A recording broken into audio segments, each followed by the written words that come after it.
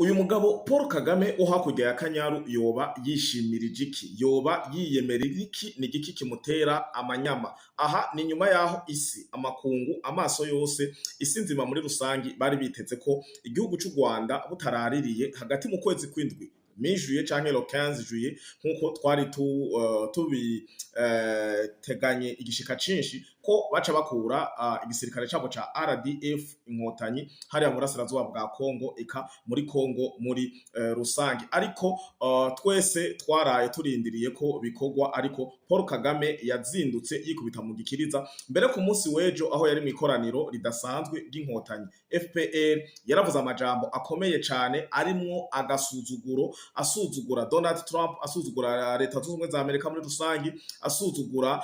umwe wese yagize ico akora mu bahuza aba mediateur, ndavuga za Doha,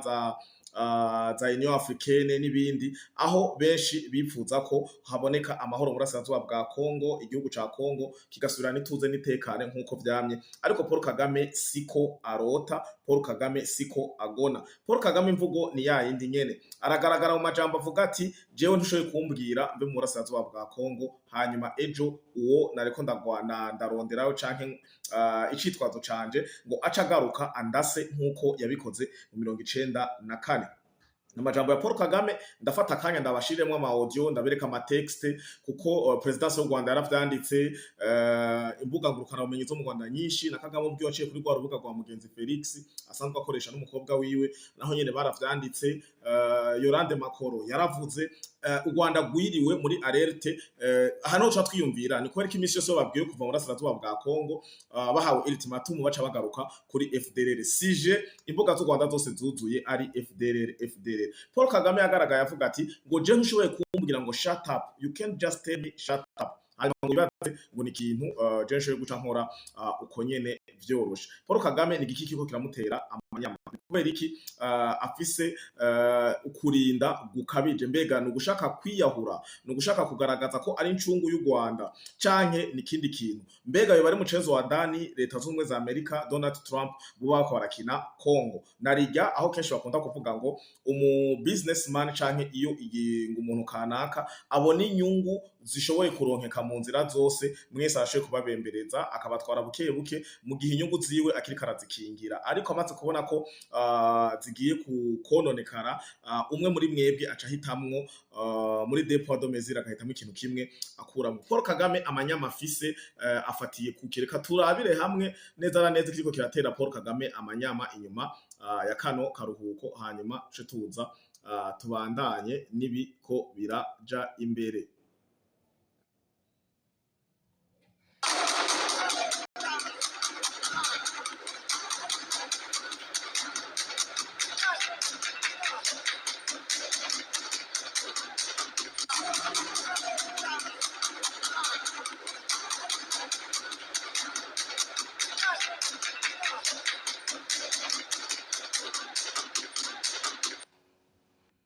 Yes, nkuko bisanzwe uburyo twama dukoramwo ubu nubu, nkuko nari nababwiye ndabaramukije, mwiriwe na mwaramutse bakunzi ba Flow Podcast TV na Ingoma Magazine, umwe wese aho aherereye. Ndizera ko muguwe neza mu miryango yanyu, mu vyanyu no mu banyu. Ndabipfuriza kugira amagara meza imbere ya vyose, kugira iterambere muri rusangi. Ngira ko nkengurukira mwebwe mudahengeshanya kudukurikirana muri mu gihugu cacu ciza c'u Burundi, muri mu karere ka EAC, muri Afrika, Asia, Amerika, Oceani eka no mu mfuruka zine z'isi, kugira ntihagire uwo twirengagiza. Kuri uno munsi n'igenekerezo rya 18 ku munsi wa gatandatu, ni isabato. Ndabipfurije isabato nziza abemera abayemera, nongera ndababwira ati mugira imisi mikuru myiza, kuko mu Burundi mu mico y'abarundi ku munsi wa gatandatu ni umunsi w'imanza, udakoye baragukwera ibatisimu, ama anniversaire, ama diplome, murabona ko turi muci. Ndabipfurije imanza nziza muri rusangi aho muherereye. Reka rero tubanze duhere kuri rino jambo rya Paul Kagame kugira tuduge neza na neza dufise ifatiro. Paul Kagame avuga n'amanyama menshi, amajambo akurikira: making people shut up, just shut up. I think it's going to be probably more difficult than people think. Paul Kagame mwamwumvise atangura avuga ati ngo kubwira ngo abantu bahore ngo mubazivya akarabivuga philosophically ariko turabandanya nyine audio mu mwumve ngo ndizera neza yadomye ngo ndizera neza ko iki ari gikorwa ca mbere kigiye kugorana it is going to be more difficult ngo ni ikintu kigiye gukomera cyane gose. Paul Kagame arabandanya agira uko kwanza musanzwe mubiza abanyarwanda iyo avuze akaja mu kose baremewe gukoma we will support those who want to come and kill you or like they killed you last time. Umvise agarutse kuri rya jambo nako ndababwira mu ntangamarara ngo kutubwira ko ngo we support bisigura ko Paul Kagame imisi yose yo hafashwe ingingo zimubwira ati kura abo basirikare bawe RDF zo nkotanyi mu rasazuba bwa Kongo imisi yose acagaruka kuri FDLR sawa agarutse kuri FDLR ni ibintu yama bavuze imisi yose ngo none rero iyo bamubwiye ngo vayo ngo baba supportinze FDLR ngo na leta ya Kongo ngo kutubwira twe tunume ngo just shut up hanyuma ngo acha tubwira ngo will support ngo someone who is going to kill you ngo nkuko yabikoze last time ni vya bindi yavuze ati nkuko babikoze mu 1994 ngo bagomba bagaruke kutwica kandi Paul Kagame yo ubwo ni rwa Rwanda rukomeye rufise igisirikare rufise ya migwi yose duhora tubona bambara vere bambara noire bambara kaki rwa Rwanda rugo kwihanga Burundi rwa Rwanda muri kano karere ngo rufise igisirikare ca mbere cemewe ariko bagatinya FDLR na karorero ndiko ndabaza none uwo muntu avuga ko afise igisirikare mbege kindi naco ku Rwanda rufise imbibe ubwirinzi ntimwosohoka mu karotira abo basoda bose batwaye muri Kongo ukabarunda hajya kuri boda aba tukaraba aho baca aho mwabukaranga Paul Kagame arabandanya tubandanye ijambo rya Paul Kagame and we will handle it the way we want, so shut up. Well, I only shut up when I'm dead. ngo Paul Kagame bamubwiye ngo shut up ngo ivyo uriko uravuga vya FDLR n'ibindi ngo tuzobikora we will handling when we want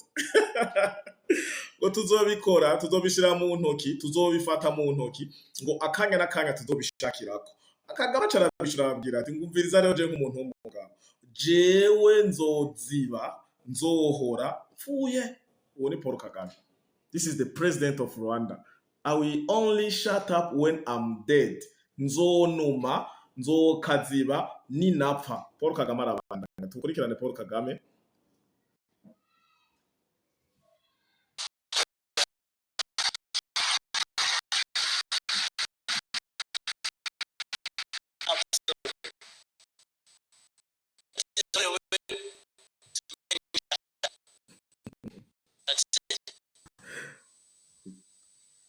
For the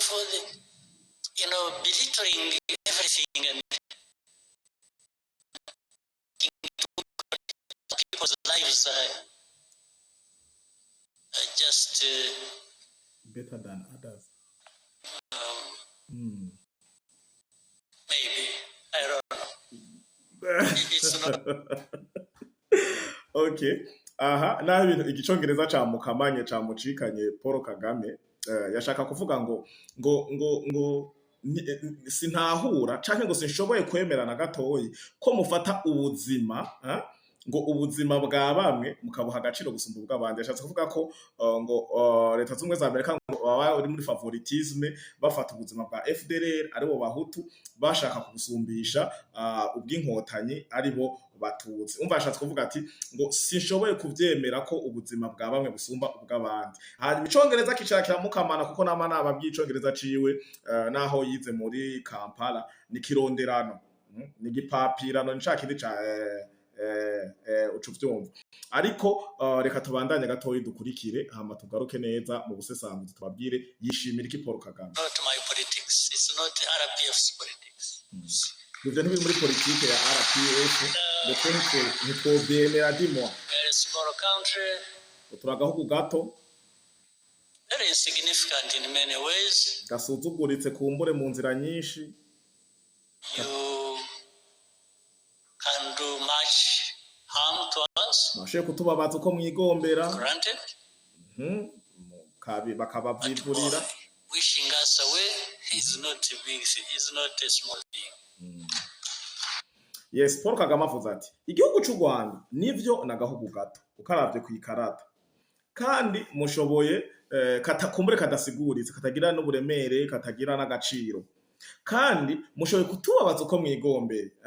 you can harm to us uko in many ways ngo mu nzira mugomba zose harimo izo z'ibihano muribuka ko ubushize yatuye neza kuri RF aravuga ko ibihano badufatira ntituvuga ngo ntibidushikira biratubabaza ariko kuva muri Congo naho twubabara gusumba fois combien fois 5 fois 10 gusumba ukungene ibihano bidufata nimba mutwugarira miliyari ijana z'amadolari muri Congo dukurayo amamiliyoni n'amamiliyoni y'amadolari none wumva twe avuga ati ibihano mudufatira nivyo biratubabaza ariko twobabara gusumba tuvuye muri Asirazuba bwa Congo iri ni jambo Paul Kagame yavuze byanagaragaza muribuka nababwiye ko ubusasanguzi mperuka kubakorera nabwiye mu nzira zibiri Paul Kagame ntashoboye kuvayo neza na neza muri Asirazuba bwa Congo yocapfa ibi nabivuze kuva kera u Rwanda rutunzwe n'ibintu bibiri muri Congo u Rwanda rutunzwe na Minembwe ariyo motif niyo wana yurukandika ikete hari akantu ugira ngo motif ugaca wandika demande d'emploi canke sinzi gusaba ikonje canke n'ibindi vyinshi hajya kuri motif y'ivyo Paul Kagame akora muri Asirazuba bwa Congo ni Minembwe n'umunyamurenge n'umututsi n'umurwandofone hanyuma ikindi kintu gituma Paul Kagame adashoboye kuva mu Rwanda ni Rubaya n'Ubutare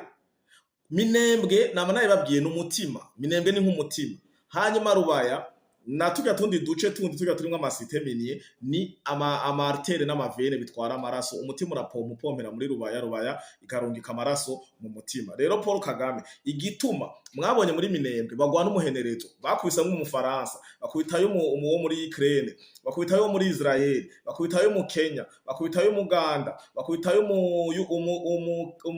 Somalia bakubitayo muri Sudani bafata amadrone yo muri Centrafrique basanzwe bakoresha muri MINUSCA bakayazana kuyakoresha ari muri Minembwe bakavuga ati on s'en fout Paul Kagame nuko azi Minembwe ifashwe nta yindi motif kuko Minembwe ifashwe igafatwa na FRDC n'aba bawazarendo bita ngo ni bidoma ni biki bagaca babana neza n'aba banyamurenge bakaba abanyamurenge bari epargne barabandanya imirimo yabo Tshisekedi muri buka mu bibogobogo ko yaca bakubita inka 90 na hari yabahafasha amahoro akagaruka bagaca bakubita inka zabo Kagame nyene yashore yaramanukana muri buka bazimanukana bazitwara za Kamanyora n'ahandi hatandukanye bakabona cohesion sociale hagati y'abanyamurenge ababembe abakina nimbari ngo abanindu nimbari n'abarega n'abakina babangu bangu n'abafurero babanye neza ibi bintu imbere y'amakungu bamye baririmbira ko abanyamurenge bafashwe nabi hariya mu Minembwe ntivyo mworohera gusigura kandi yobataye credibility imbere y'ibihugu vyose bisanzwe vyaremeye ibinyoma Paul Kagame yagiye arabatamika Paul Kagame cyo gitoma akora deme et de pied akoresha mufutu mfasha kugira Minembwe ntifatwe bakubwira ati twe tuzova mu Minembwe ari uko mwene gihugu bamubanze igituma bakoresha ino mvugo benshi bakunda kuyitahura bavuga ati tuzova mu Minembwe ari uko mwene gihugu bamumaze nuko nta twigwaneho atamunya gihugu ariyo umwene gihugu hariya ni bouclier ni gicuruzwa ni motive baravuga ati ebana za drone zarasha mu bene gihugu ziba zakubise kakagwe ka Red Tabara na twigwaneho hanyuma misi yose baririmba umwene gihugu kugira communauté internationale ihaguruke ariko mwarabonye haheruka kugenda Bisimwa hagenda Lawrence Kanyuka hagenda Moise Nyarugabo hagenda n'abandi benshi mwagiye murabona mwabonye hari n'abanyagihugu igihumbi bahari mwarabonye n'abanyagihugu 500 mwarabonye ko bagize ikoraniro baragira n'amanama hajya hantu zya video ni muyitore hari abantu 5 mwabonye ibaze aba autorité banganuko hagiye Bisimwa hagenda Lawrence Kanyuka sanzwe ajejwe communication n'amamedia hagenda Moise Nyarugabo hagenda Rugabo nyene ubwiwe influencer comedian asanzwe agaragara ku mbuga ngurukana bumenyi n'izindi ndongozi n'ujejwe documentation ba amani nzenza ngo heruka gufatirwa ibihano bagaca bakigwa n'abantu badashikana 500 iyo murenge baririmba abo banyamurenge baririmba ni baga twabonye donc ni aha niho nagomba gusa guteba gato mwumve ko Paul Kagame kuva muri Asirazuba bwa Congo ntibikunda naho muzoca ugutwi hajya mudati kuyibombe hariya mu Kigali mugo gusa nuko naho solution y'intambara mwisi umengo ntigihabwa ikaze bajongera cyane kuri diplomasi n'ibihano n'amambargo agenda atandukanye Paul Kagame ikintu kizomukura mu Asirazuba bwa Kongo nuko azofatirwa ibihano bikomeye cyane. Hari analyse n'ubushakashatsi amaze iminsi ko ndakora nagiye gusanga Paul Kagame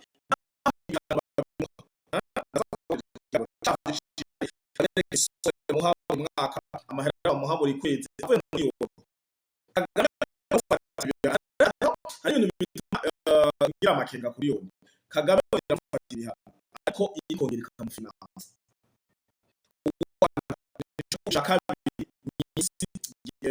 yes kabiri ni isi gifisa abasoda benshi muri mu kugarukana amahoro muri MINUSCA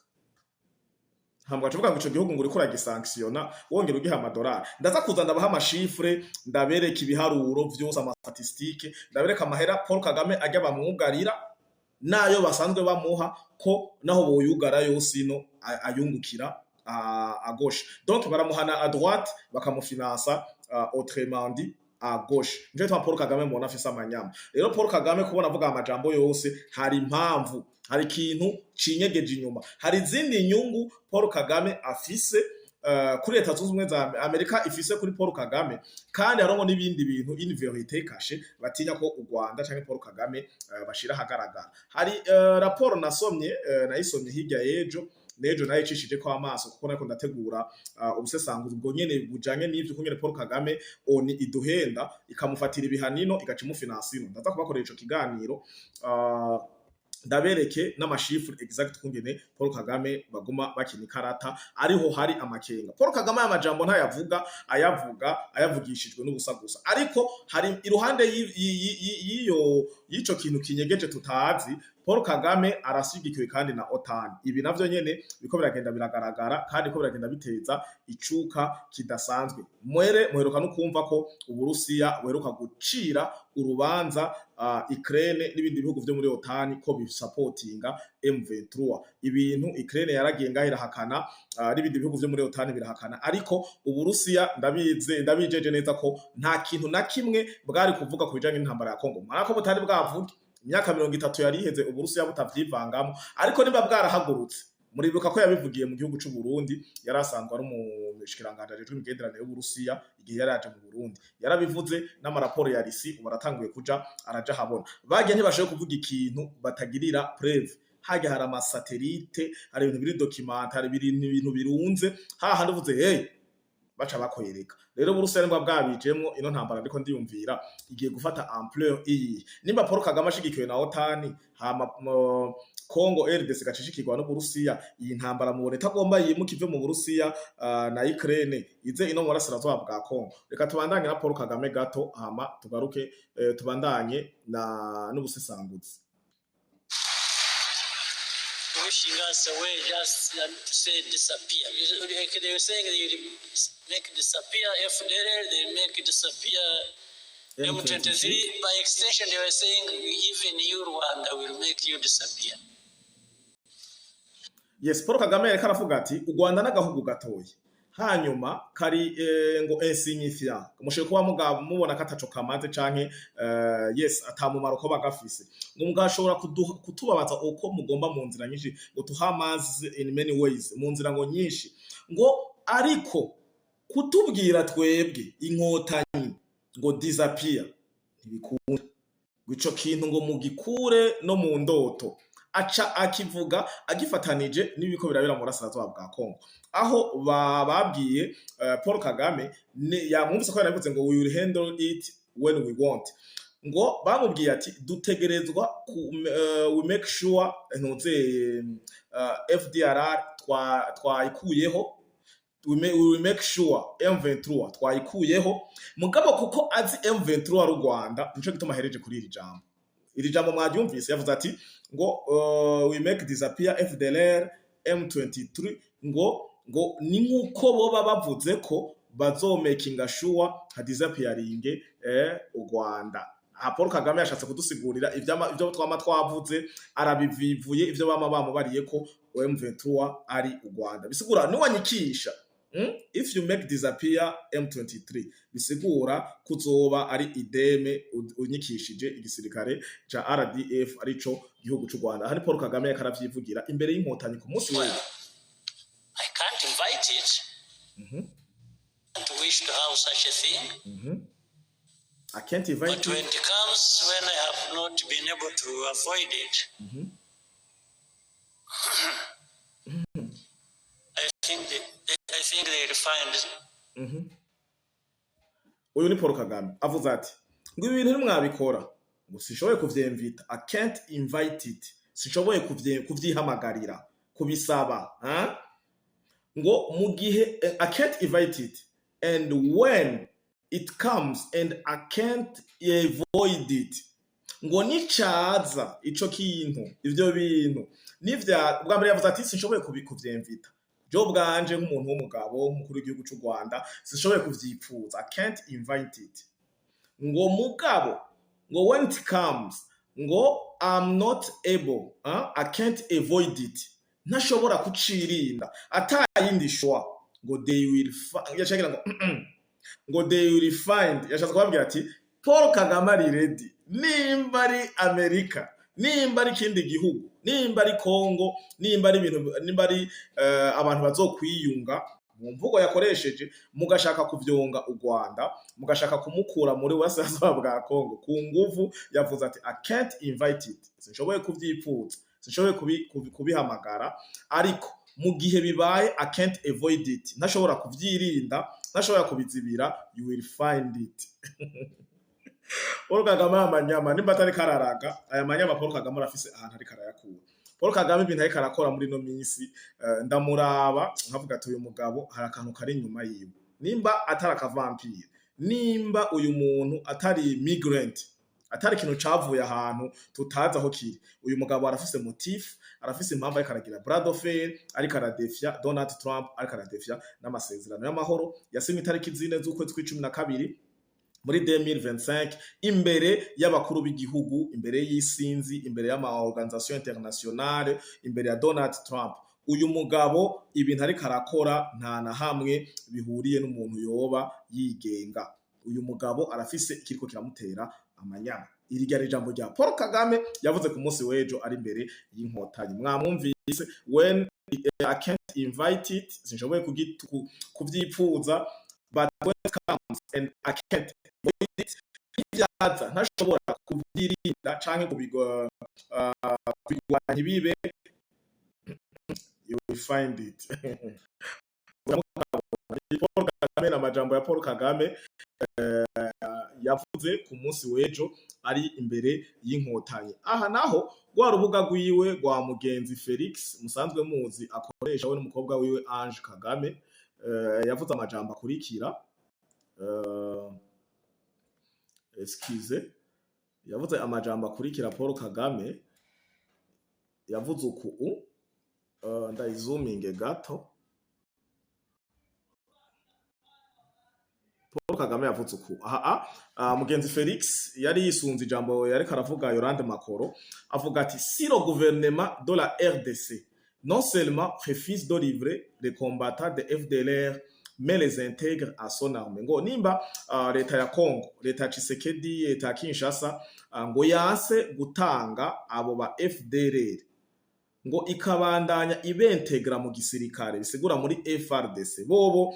ubu niyo barahinduye strategy, ubu bavuga ko FDLR bidakunda, kuko leta zomwe za Amerika zababwiye ati FDLR, Kongo d'abord yababwiye ati FDLR batabarira nibo bayizi, kuko FDLR iri muri bijya bice bafise, irimo za Rucuru, Rumangabo n'ahandi hagenda hatandukanye. Rero FDLR ni bayitore bonye nahiri, bari kumwe, bama banagwanye banarasanye, kandi nivyo FDLR iri Rucuru. Nico gituma hajya ahantu mubona n'izi mbebwe za Sarambwe zihatiye. Muri raporo ya ONU niko biri, Kongo niko yabivuze, n'abanyarwanda benshi baravyemeza ko ariko biri, FDLR nyinshi ngo iri hajya muri Rucuru. Hanyuma ubu rero kubera u Rwanda barubwiye ati okay, nimutubwire mechanisme canke uburyo FDLR twoyirangiza, birabata ku w'amazi, bahisemwe kuvuga ko FDLR yose iri mu gisirikare ca FRDC. Mbere ubo na ba Pacifique n'abandi baratangura kuvuga ati ngo FDLR ngo yarahawe n'indaro mu gihugu cy'u Burundi. Mugabe ibintu narababwiye ko bakore izindi mvugo z'amoko baba bashaka kuzana, kuko FDLR bavuga ngo n'umuhutu yagize genocide y'abatutsi mu Rwanda, bamaze gukubwira ko FDLR iri muri FRDC, seke ngo barasa ni bamwe kubentegra kubasha mu gisirikare ntushoboye no kubatandukanya bagaca bahindukiriza no mu Burundi paske bavuga ngo n'uburongozi bw'igihutu izi mvugo bazana n'imvugo z'amacakubiri iyo bakora bavuga ngo FDLR ngo hawe kaze mu Burundi nuko bariko barensiniwa ivyo bashaka kwensiniwa rero barananiwe barabona ko kuja gusibira umuntu twamatwaye babwiye bo batondeka hajya abasirikare ba FARDC bakavuga ati Kagame twere ku FDLR ntaho yomenya je twari bamaze gufata ino ndirimbo ngo l'armée et la FARDC intègre les FDLR dans l'armée congolaise baravuga ati ngo mais les intègre à son armée nous considérons qu'il s'agit d'une force hostile à neutraliser par tous les moyens ngo dufata ko iyo ari force hostile ngo ni gisirikare giteye amakenga gisirikare giteje ibibazo gisirikare cyo kuyirinda kandi tugeretswa kuneutraliza aya majambo avuga ko bari ready kuneutraliza FARDC kuko ni FDLR iri integre muri FARDC iyo armée iyo force rero iri combine ngo FDLR n'abasirikare ba FARDC ba Congo c'est une force hostile à neutraliser par tous les moyens est-ce bagiye kurandagura umusirikare bazova muri Congo ariko FARDC iheze hari amajambo bavuga ukabona ko n'amajambo ari mwa kandi kantu ariko ibindatsi ko bitari bubahira barabandanya ngo héberger et armé des génocidaires du FDLR c'est franchir une ligne rouge ngo kubika guhindaro ngo no guhibigwanisho abagénocidaires ba FDLR ngo nukurenga umurongo utukura neutraliser cette menace n'est pas une option ngo rero kuneutraliza kurangiza iyo menace ico kibazo iyo ngorane u Rwanda rufise rutejwe uruhagarara nico gisirikare kiri kombine ngo si option samahitamwo c'est pas une option kuko option ziba ziri ngaho muri écran mugacagura WhatsApp Facebook n'ibindi ce n'est plus une option c'est une obligation de légitime défense ana majambo ya Mugenzi Felix uru rubuga rwa Mugenzi Felix rukoresha Jeannette Kagame na Paul Kagame rukoresha plutôt la fille Ange Kagame et Paul Kagame bagakoresha na igihe hari amucumba mu biro nyene muri Urugwiro village rero amajambo yamuyabonye yamumenye ko ari Ange Kagame yayanditse canke Paul Kagame yayanditse aya majambo urumva katoroshe. Si le gouvernement de la RDC non seulement refuse de livrer les combattants de FDLR mais les intègre à son armée, nous considérons qu'il s'agit d'une force hostile à neutraliser par tous les moyens. Héberger et armer des génocidaires du FDLR, c'est franchir une ligne rouge. Neutraliser cette menace n'est pas une option, c'est une obligation de légitime défense. Amajambo murumva ko yes aha rero tuja twiyumvira kubera ko ibino bintu kwereka amajambo ariko aravugwa cyane muri ibi bihe ultimatum bari bahawe yaheze katuraba yandi majambo harandi majambo ari hano iyi ni presidence ni page ya presidence y'u Rwanda aho nabo nyene bagize ico bavuga kuri ibi nyene bavuze ati yes ba postinze ya majambo Paul Kagame yavuze muri audio making people just shut up is going to be more difficult than people think. Telling us shut up, we will support those who want to come and kill you. Like they killed you last time. And we will handle it the way we want. Vya bindi nyene yavuga ngo kutubwira ngo shut up, kutubwira tunume, ngo tubwira ngo twe tunume, ngo hanyuma ngo tuzosupportinga abaje kubica nkuko babishe ubwa mbere, ngo we will handle it the way we want, tuzobikemura mu nzira dushaka nkuko tubigomba, ngo the only way to make me shut up is when I am dead. That's it. Ni amajambo ya Paul Kagame nyene banditse kuri presidence page ya presidence kuri Twitter. Belittling everything and making it like look some people's lives are worth more than others. Umvise rya jambo Paul Kagame atavuga, ariko je nari namaze kuritahura, nabo nyene bamaze kuryandika kuri page ya presidence, ngo kutwereka ko ubuzima bwa bamwe busumba ubw'abandi. Bisigura ko ngo bariko barakora ivyo, ubuzima bw'aba ba FDLR aba Bahutu busumba ubw'abo Batutsi ba RPF Inkotanyi, bw'abo Banyamurenge. Ngo rero ibi twe ndushiye kuvyemera, ngo it look like some people's lives, ngo ubi